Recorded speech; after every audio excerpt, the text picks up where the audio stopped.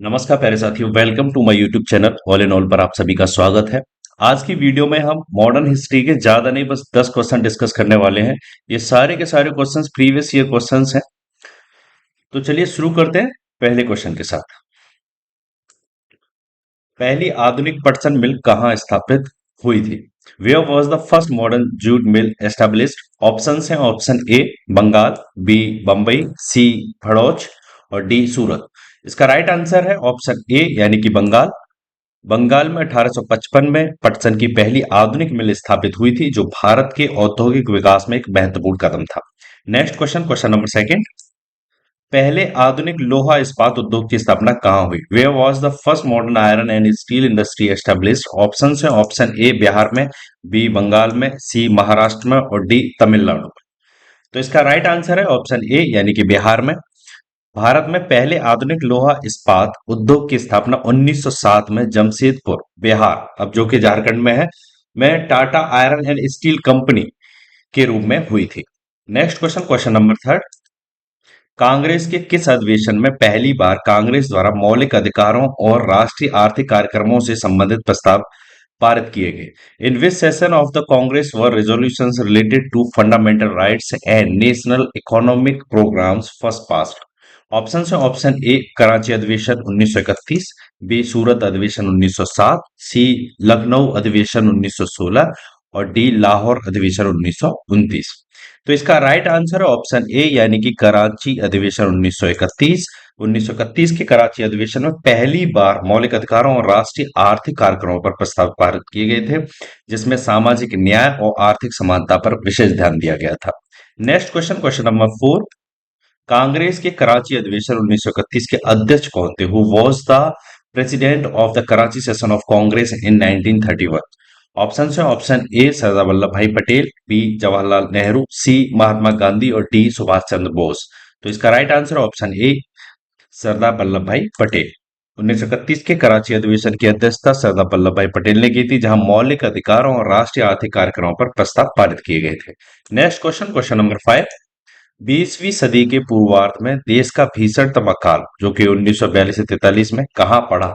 Where did the deadliest famine of the early 20th century occur in 1942 to 43? Option है option A Bengal, B Maharashtra, C Rajasthan और D Gujarat.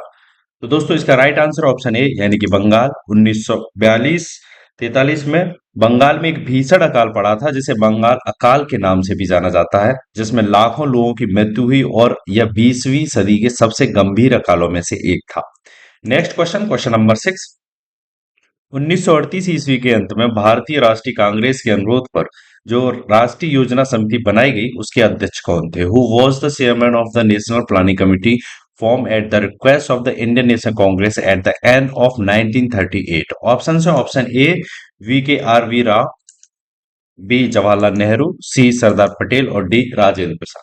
तो इसका right answer है option B यानी कि जवाहरलाल नेहरू। 1938 के अंत में भारतीय राष्ट्रीय कांग्रेस के अनुरोध पर गठित राष्ट्रीय योजना समिति के अध्यक्ष पंडित जवाहरलाल नेहरू थे। इस समिति का उद्देश्य भारत में योजनाबद्ध आर्थिक विकास का खाका तैयार करना था। Next question, question number seven. अकालों को रोकने तथा अकाल पीड़ितों की सहायता हेतु भारत सरकार ने अकाल संहिता कब प्रचारित किया? When did the government of India promulgate the Famine Code to prevent famines and assist famine victims? Option है ऑप्शन ए 1879 में, बी 1881 में, सी 1883 में और डी 1885। तो इसका राइट आंसर है ऑप्शन सी यानी कि 1883 में। अकाल संहिता को 1880 की सिफारिशों के आधार पर 1883 में तैयार किया गया। इस संहिता में खाद्य भाव का पता लगाने के लिए प्रक्रिया निर्धारित की गई थी, जिसके द्वारा पहले भाव की स्थिति और बाद में अभाव की स्थिति घोषित की जा सके। Next question, question number eight. Bharat में विकेंद्रीकरण का शुभारंभ किसके समय में हुआ? During whose tenure did the decentralisation process begin in India? Option है option A Lord Dufferin, B Lord Lytton, C Lord Ripon, D Lord Mayo. तो इसका राइट आंसर है ऑप्शन डी यानी कि लॉर्ड मेयो। लॉर्ड मेयो 1869 ईस्वी में भारत का viceroy बनकर भारत आया। मेयो ने भारत में वित्तीय विकेंद्रीकरण की नीति की शुरुआत की। उसने बजट घाटे को कम किया और उसकी दर को 1% से बढ़ाकर 22.5% कर दिया। Next question, question number 9।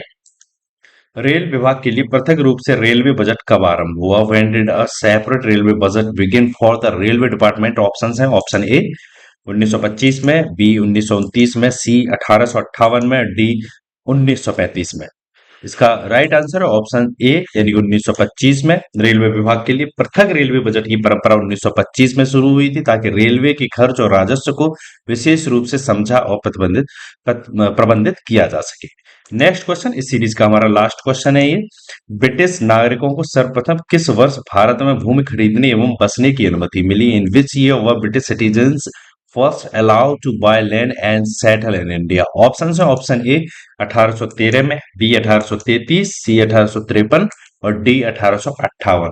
तो इसका राइट आंसर है ऑप्शन बी यानी कि 1833 में।